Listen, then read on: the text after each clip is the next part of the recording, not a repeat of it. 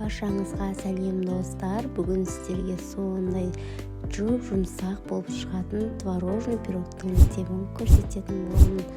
Ең алдымен бізге 4 жұмыртқа қажет болады.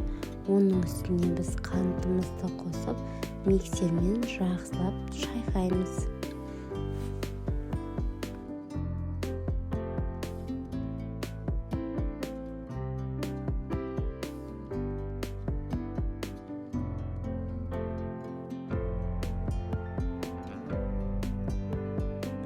Міне достар, біз жұмыртқамызды осылай аппақ болып көпіргенше шайқаймыз. Сосын қасықтың ұшымен жарты қасық ас содасын саламыз. Оны да жақсылап миксермен араластырып аламыз. Сосын оның үстіне біз айранымызды құйып, сосын оның үстіне сұйық майымызды құйып, барлығын жақсылап миксермен шайқайтын боламыз. Достар, барлық керекті заттардың мөлшерін описаниеда жазып қалдыратын боламын.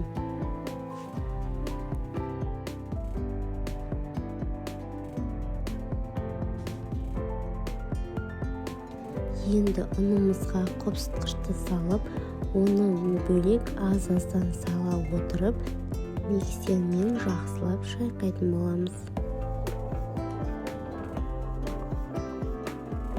Достар, біз ұнымызды міндетті түрде електен өткізіп, аз-аздан салып отырып, бөліп қамырын жасайтын боламыз. Әйтпесе біздің қамырымыз көтерілмей қалуы мүмкін.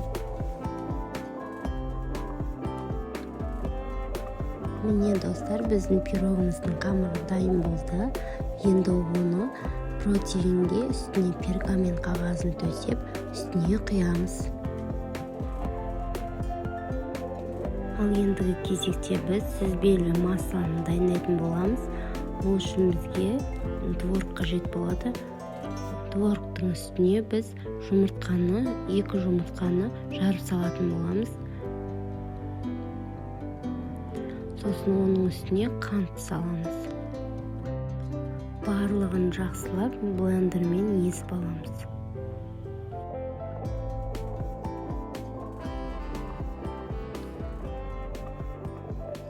Енді оның үстіне крахмалды қосып, оны да жақсылап блендермен араластырамыз. Міне біздің творожный массамыз дайын болды. Енді оны кондитерлік мешокқа салып шығатын боламыз. Сосын жаңағы біздің пирогтың бетіне осылай творожный массаны кондитерлік мешокпен жүргізіп шығатын боламыз.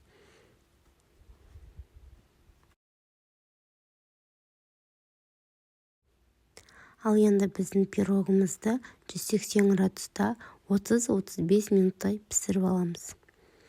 Міне достар, біздің пирогымыз пісті. Міндетті түрде жасап көріңіздер. Өте дәмді, әрі үлпілдек, жұмсақ болып шығатын болады. Видеоның соңына дейін қарағандарыңызға рахмет. Арнама тіркеліп, қоңыраушаны басып қойыңыздар.